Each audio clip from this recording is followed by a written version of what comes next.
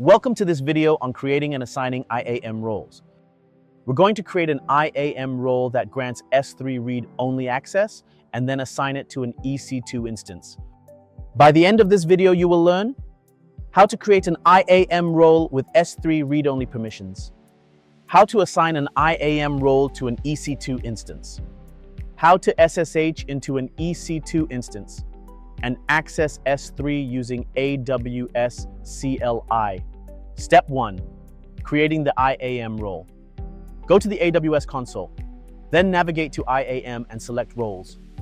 Click Create Role. For use case, select AWS Service. For service, we'll be using EC2 for this demo. Click Next. In the Permissions page, search for S3 Red, select it and continue. Now, let's name our role. I will be using EC2 S3 demo role for mine. Click Create Role. Your IAM role is now ready. Step 2. Launching the EC2 instance. Navigate to EC2. Click Launch Instance. Give the instance a name of your choice. I will be using my demo instance as mine. Choose an AMI and instance type. Select a key pair. Configure your network settings and make sure it is a public subnet.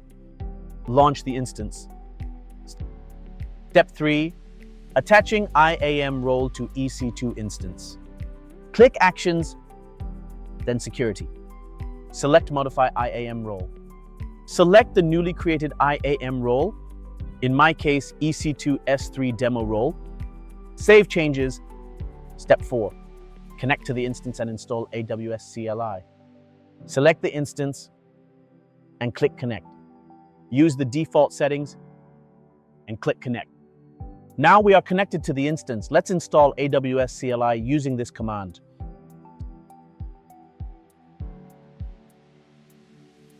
Step 5. Test S3 access. Now that we are connected and the role is attached, let's run the following command. You should see a list of accessible S3 buckets. This confirms that the IAM role is working. Step 6. Remove the IAM role and test again. Now let's simulate what happens if no IAM role or credentials are provided. Go back to the EC2 console. Select your instance, then go to Actions, Security, and Modify IAM role. Set the IAM role to none. Click Update IAM role. Now go back to your terminal session in the EC2 instance and try the command again. We'll get this error, unable to locate credentials. You can configure credentials by running AWS configure. This confirms that the EC2 instance no longer has access to AWS resources because no role or credentials are attached. Recap.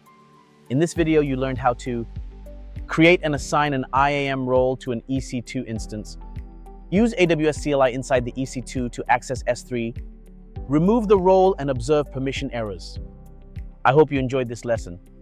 In the next lesson, we'll look at IAM in the shared responsibility model. See you there.